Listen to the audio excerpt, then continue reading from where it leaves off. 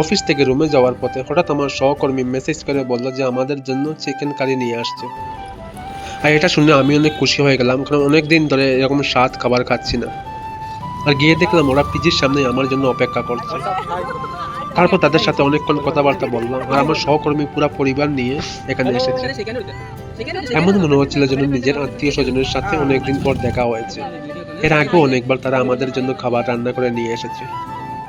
এই হলো আমার সহকর্মী, সাথে তার ছেলে এবং তার স্ত্রী, এবং তারা কেরালা থেকে এসেছে।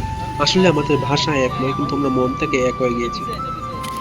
আর এই হলো আমার রুমমেট, আর আমরা দুজনের জন্যই তারা খাবার নিয়ে এসেছে। আর এই চিকেন কারিটা ছিল অসাধারণ, আপনি অনেক রেস্টুরেন্টে গিয়ে এরকম খাবার পাবেন না। আর আমার সহকর্মী ও তার স্ত্রী, তারা জানে যে আমাদের পিজির খাবার ভালো না, তাই তারা এই চিকেন কারি আমাদের জন্য বানিয়ে নিয়ে এসেছে। আর আমার পেটে অনেক ক্ষুধাও লেগেছে, কারণ আমি অফিসে যাওয়ার আগে খেয়েছিলাম, আর এখন অফিস থেকে আসার পর আবার খাচ্ছি। খাবার সময় মনে হচ্ছিল যেন আমি একাই সবগুলো খেয়ে নিই, কিন্তু তারপর আরো রুমমেটের সাথে ওটা শেয়ার করি।